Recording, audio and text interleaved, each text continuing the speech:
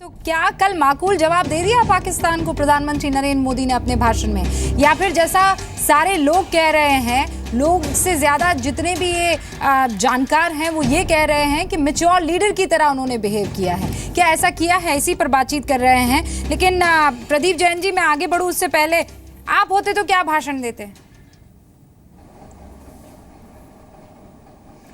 निश्चित रूप से हम होते तो वो भाषण देते जिससे हमारी सेना का हौसला अफजाई हो और पूरे देश के 125 करोड़ लोगों को लगता कि आज देश का प्रधानमंत्री उनके मन की बात बोल रहा है, उनके जज्बात की बात बोल रहा है, उनकी हौसले की बात बोल रहा है, उनके ताकत की बात बोल रहा है। पूरे देश में पाकिस्तान के प्रधानमंत्री का पुतला जलाया जा रहा है। ये पूरे देश की भावना है। और वो भाषण किसी हमारे दुश्मन देश, आतंकी देश की बेरोजगारी और गरीबी पे केंद्रित ना होके हमारे सेना के जवानों के बलिदानों के बदले की बात होती। और वो बात आज प्रधानमंत्री जी ने नहीं कही। आज प्रधानमंत्री जी ने वहां की गरीबी और बेरोजगारी की बात क्यों उठाई? आज हमारे सेना के शहीदों के बदला लेने का समय है। फिर उन्हें एक भाषण दे दिया, एक जुमला दे दिया। ये वहां के लोग क्या कर रहे हैं? आज उस भाषण का क्या प्रभाव पड़ा? कहीं उनके प्रधानमंत्री के पुतले जले, कहीं पाकिस्तान के लोग सड़क पे निकल के आए प्रधानमंत्री जी के भाषण सुनने के बाद कि अपने नवाज शरीफ के खिलाफ उन्होंने पुतले जलाए हो, उनके खिलाफ नारे लगाए हो, उनसे जवाब मांगा हो। उनको जवाब मांगने का काम प्रधानमंत्री जी का नहीं था। प्रधानमंत्री जी 125 करोड़ लोग उनके साथ हैं, हम सब लोग उनके साथ हैं। ये जो नोबल भाषण था, क्या इससे नवाज शरीफ हो जाएंगे?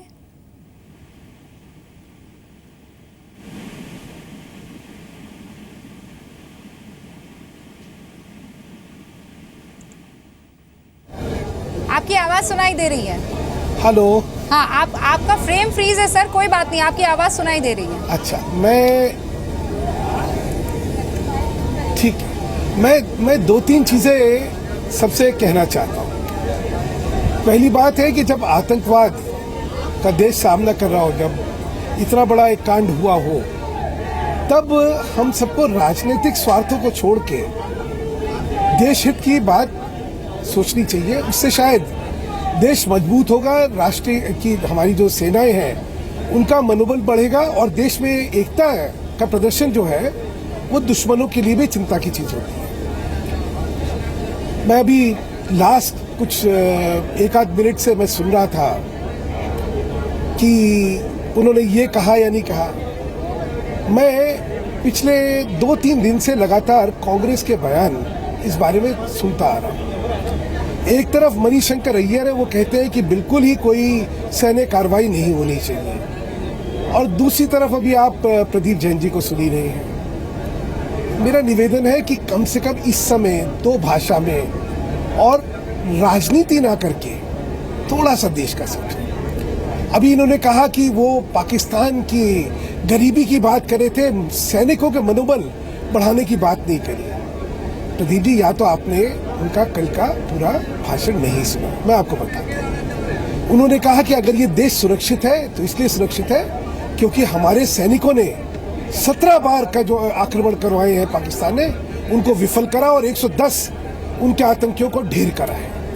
आज हम चैन से सो रहे हैं तो ये लोग इनकी वजह से सो रहे हैं। सुधांशु जी, आप इससे पहले हमारे साथ नहीं जुड़े थे। जेडीयू से हमारे मेहमान हैं डॉक्टर अजय आलोक, वो ये कह रहे हैं कि ये देश हित की बातें जो आज आप कह रहे हैं दूसरे पार्टी के नेताओं को, ये तब क्यों नहीं सोची जब 26/11 हुई थी प्रधानमंत्री नरेंद्र मोदी ने? तब क्यों उन्होंने ये कहा कि मनमोहन सरकार जो है चिट्ठियां लिखना बंद करें, मैं उस जगह होता तो कुछ और काम करता। आज जब वो प्रधानमंत्री की कुर्सी पर है तो वो कुछ और बात कर रहे हैं। ये देश हित बदल क्यों गया जब वो सत्ता में आए? दीपिका जी, इसमें बदला क्या, मैं तो नहीं समझ पाया हूँ। और इतिहास में जीना या वर्तमान में जीतना है? जब उन्होंने जो कहा था तब उस पर विवाद और उस पर बहस हो चुकी थी। प्रश्न है आज करना क्या है? मैं चाहता हूं अब अजय जी बोले, अजय जी स्पष्टता से बोले कि इनके दल का मत है कि हिंदुस्तान को पाकिस्तान पे हमला करना चाहिए। बोले स्पष्टता से नहीं बोलेंगे ये? कांग्रेस बैठी है यहाँ पे, कांग्रेस से पूछिए, स्पष्टता से बतलाएं क्या करना चाहिए। सुधांशु करना जी, चाहिए कि नहीं करना चाहिए? हमले की सब बात लोग नहीं हो रही। बात करेंगी। आपने हाँ, मैं बिल्कुल आप एक बात बताइए सुधांशु जी, आप बात क्या बताइए, हो रही आप है? ये टीवी चैनल फिर पे बात पूछ क्या हो रहे रही हैं, है? आप ये बताइए भाई, हमले की बात की तो हो UN क्या रही है, में बताइए ना। प्रधानमंत्री ने कहा था कि पाकिस्तानी आतंकी देश है, उनके हाई कमीशन को हम अपने देश में क्यों रखे हैं? हम क्यों रखे हैं उनके हाई कमीशन को जब वो आतंकी देश है? हम उनकी हाँ, तो जनता की बोलिए, भलाई सुनिए ना ना। देख के हम अपने शहीदों की भावनाओं कांग्रेस को समझें। आज पूरा देश आक्रोशित है। प्रदीप जी, हमले पहले की बात अपने नहीं कर संगठन रहे। में तय कर मैंने लीजिए। हमले की बात नहीं की, प्रवीण जी, लेकिन हमारी जो विदेश नीति, सुधांशु प्रदीप जी, प्रदीप जी, अपने संगठन में तय कर लीजिए। कल मणिशंकर अय्यर ने कहा कि नहीं, डायलॉग बंद नहीं होना चाहिए। कमाल है।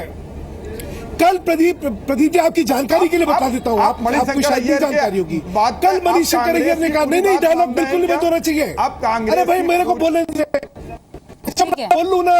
लेकिन ठीक है, एक सेकेंड, एक तो सुधांशु जी का जो फ्रेम है वो बार बार फ्रीज हो रही है, वो टेक्निकल इशू है। लेकिन सुधांशु जी, अगर मेरी आवाज आप सुन पा रहे हैं तो वो ये कह रहे हैं कि कांग्रेस का ये मत नहीं है। मणिशंकर अय्यर भले ही कहते रहे, लेकिन फिर प्रदीप जी, हर नेता अलग अलग भाषण देता रहा, तो कांग्रेस का मत क्या है वही बता दीजिए आप। मैंने ये नहीं कहा, मैंने ये कहा कि मणिशंकर अय्यर की बात मान रहे हैं हमारे प्रधानमंत्री जी, तो उनकी पूरी बातें माने ना। कोई भी बात को कहीं से भी इंटरप्रिटेशन करने के बाद बोल देते हैं क्या मणिशंकर अय्यर जी और कांग्रेस की बात पर प्रधानमंत्री जी चल रहे हैं? ये बता दें आप नहीं सर, वो कांग्रेस की बात पे क्यों चलेंगे? वो कांग्रेस की बात पर क्यों चलेंगे सर? चल रहे हैं। हाँ, सुधांशु जी, तो फिर आप बताइए ना, आप भटकाने वाली बात क्यों कर रहे हैं? रूपिका जी, जो लोग प्रश्न उठा रहे हैं, हम युद्ध नहीं चाहते, हम डायलॉग बंद नहीं करना चाहते, लेकिन हम शहीद लोगों के शहादत का बदला कैसे लेंगे? वहाँ की गरीबी और बेरोजगारी की आज जी टीवी ने एक पहल की। जी टीवी चैनल को पहल करने की आवश्यकता क्यों पड़ी? हाँ, तो आप मुझे ये बताइए ना, बदला कैसे लेंगे? डॉक्टर अजय आलोक, कैसे लेंगे बदला? ये जो बदले की बात आ रही है, आपसे कहा ना सर्वदलीय मीट। अब तो ये साफ हो गया ना जी। अब तो ये साफ हो गया ना कि शहीदों की शहादत का बदला हम लेंगे पाकिस्तान की बेरोजगारी और पाकिस्तान की गरीबी दूर करके। सुधांशु जी, भाई, पाकिस्तान की गरीबी बेरोजगारी दूर कर देंगे, यहाँ के शहीदों का बदला हो जाएगा। इससे कुतर्क, अरे बात बोलनी चाहिए, बोल दिए आप। भाषण देने के लिए बात जी, मैं अपनी बात रखिए। बताएं, जनरल डी बख्शी साहब बैठे हुए हैं, देश में कितनी खुशी। अरे पर डॉक्टर अजय आलोक, आप क्या चाहते हैं? पूरा रोड मैप भाषण में दे दें, अंदर घुस के वो पूरा रोड मैप भाषण में दे दें कि हम ये काम करेंगे, ऐसे काम करेंगे। रोड मैप भाषण में ना दें, लेकिन जले पे नमक न छिड़कें। सुनिए, रोड मैप रूपिका जी, मैंने पहले ही बोला। ठीक है, सुधांशु जी, जवाब दीजिए। डिसीजंस है जो पब्लिक नहीं की जा सकती हैं, लेकिन जले पे नमक छिड़कने का हक नहीं दिया आपको किसी ने। और आप मैं जवाब दे दूं? ठीक है सुधांशु जी, देश उस वक्त टुकटुकी लगाए बैठा था कि कड़े शब्दों में पाकिस्तान को हैसियत बता दी जाएगी, कड़े शब्दों में पाकिस्तान को ये समझा दिया जाएगा कि ये हमारे सैनिक हैं, इनका एक एक कतरा बहुत इंपॉर्टेंट है। आप अचानक से साउथ एशिया के लीडर लगने लगे, आप अचानक से ऐसा लगने लगा कि शांति की बात करना चाहते हैं और कुछ बात नहीं करना चाहते हैं। तो क्या ऐसे पाकिस्तान को निपटाएंगे? वो भी तब जब पाकिस्तान कभी समझने को तैयार नहीं होता है। सुधांशु जी, हिंदुस्तान का ठीक ही नहीं है। रूबिका जी, जहां तक संदेश और समझाने की बात है, बहुत स्पष्टता से और उसकी गंभीरता के साथ उस पर बयान दिया गया कल प्रधानमंत्री द्वारा। अगर उस बयान को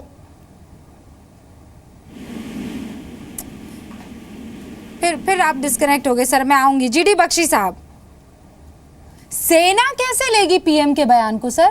क्योंकि आप अक्सर बख्शी साहब ये कहते हैं कि सेना मनोबल पर चलती है। क्या ये भाषण मनोबल बढ़ाने वाला था? बिल्कुल। या ये शांत कर देने वाला था सर?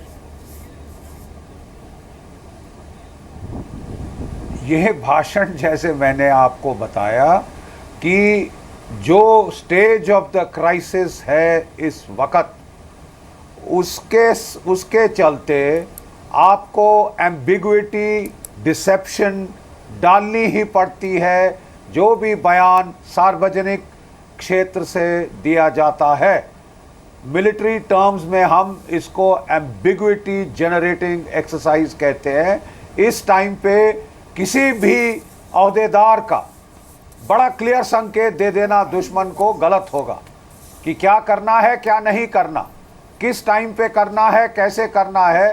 प्रधानमंत्री जी ने, मैं समझता हूं, ये दायित्व अब हमारी सशस्त्र सेनाओं को, मैं बड़े ध्यान से अपने शब्द चुन रहा हूं, सशस्त्र सेना, अपनी थल सेना नहीं, सशस्त्र सेनाओं को दिया।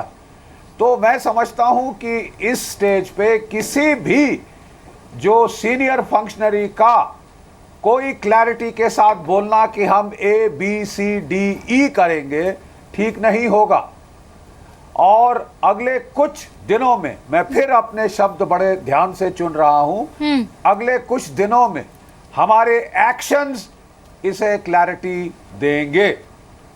डॉक्टर उसके अजय बाद हम क्रिटिसाइज कर सकते हैं या ताली बजा सकते हैं। डॉक्टर अजय आलोक, मुझे लगता है पाकिस्तान की जनता को संदेश देना बड़ा एम्बिग्विटी है। प्रधानमंत्री जी को हिंदुस्तान की जनता को संदेश नहीं देना है, पाकिस्तान की जनता को संदेश देना है। ये आपके सोल्जर्स के घाव पे बहुत मरहम का काम करता है जनरल साहब।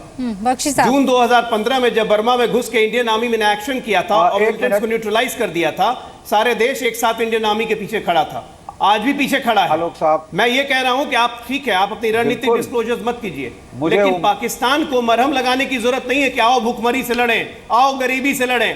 पाकिस्तान में चुनाव नहीं लड़ना है मोदी जी को, देश के प्रति जिम्मेदारी है। आप किस तरह की बातें कर रहे हैं? मन की बातों पर राजनीतिक नहीं होनी चाहिए। अरे आपने कब राजनीति करने का मौका छोड़ा है साहब? और आज आप जिम्मेदारी की जगह पर बैठे हुए हैं। ठीक है, ठीक है, ठीक है। आपको बख्शी साहब भी जवाब देना चाहते हैं और सुधांशु मित्तल साहब भी, ठीक है। देश के लिए काम कीजिए ना, डॉक्टर पाकिस्तान के लिए काम मत कीजिए आप। डॉक्टर अजय आलोक, ध्यान से आपने सुना होगा, उन्होंने कहा मुझे हुक्मरानों से बात नहीं करनी, उनसे कोई उम्मीद नहीं है। देश का अगर प्रधानमंत्री इतनी बड़ी बात कह रहा है और वो ये कह रहा है कि मैं आपकी जनता से मुखातिब होना चाहता हूँ सीधे सीधे, जब हुक्मरानों से बात नहीं करनी, ये गलती खा के, ये चोट खा के समझ में आई। ठीक है, आप बख्शी साहब कुछ कहना चाह रहे हैं? ठीक है, एक सेकंड, आबाद उतर जाते हैं, आप सुन लीजिए। अजय जी, सर्जरी की पोस्ट सर्जरी नवाज शरीफ को विश करते हैं, आपने कुछ बोला है, मैं जवाब दे सकता हूं। नवाज शरीफ जब प्रधानमंत्री मनमोहन सिंह को झगड़ालू औरत कह रहे थे तब समझ में नहीं आया था, लेकिन आज उनको समझ में आ गया कि पाकिस्तान के हुक्मरानों से बात नहीं करती है। ठीक है, एक सेकंड आप जवाब, एक कदम आगे जाते हैं, 4 कदम पीछे आते हैं। ठीक है, आप जवाब ले लेने दीजिए। बख्शी साहब कुछ कहना चाहते हैं और उसके बाद सुधांशु मित्तल भी। बख्शी साहब, फिर मुझे ब्रेक लेना है सर, इन शॉर्ट। आलोक साहब, मैं आपको याद दिलाना चाहता हूं कि हमने जो भी युद्ध पाकिस्तान से लड़े हैं और 4 लड़े हैं, हमेशा हमारा ये अप्रोच रहा है। हमारा जो सार्वजनिक क्षेत्र में हमने बिल्कुल खुलकर ये कहा है कि हमारी लड़ाई पाकिस्तान के आवाम से नहीं, वहाँ की उस फौजी हुकूमत से, फौजी वहाँ के जो आका हैं उनसे, जो भारत के खिलाफ ये अप्रत्यक्ष युद्ध छेड़ रहे हैं या खुला युद्ध छेड़ रहे हैं। हमने हमेशा उनके सैनिकों को टारगेट किया है, उनकी फौजों को टारगेट किया है। हमने कभी उनकी जनता के ऊपर बमबारी नहीं करी, हमने कभी उनकी जनता के ऊपर अत्याचार नहीं करे। जब हमारी फौजें हमारी जनता को भी टारगेट किया है, हमारे सैनिकों को भी टारगेट किया है, हम लोग गए, हमने कभी जनता को टारगेट नहीं किया है। ठीक है, और हमेशा फर्क डाला है वहां के लड़ाकू हुक्मरानों में, वहां की फौज में और वहां की जनता में। तो इसमें कुछ नया नहीं है। तो क्या जो गोल पोस्ट है वो अचानक बदल गया है? मैं बातों के भूत बातों से नहीं मान। ठीक है सर।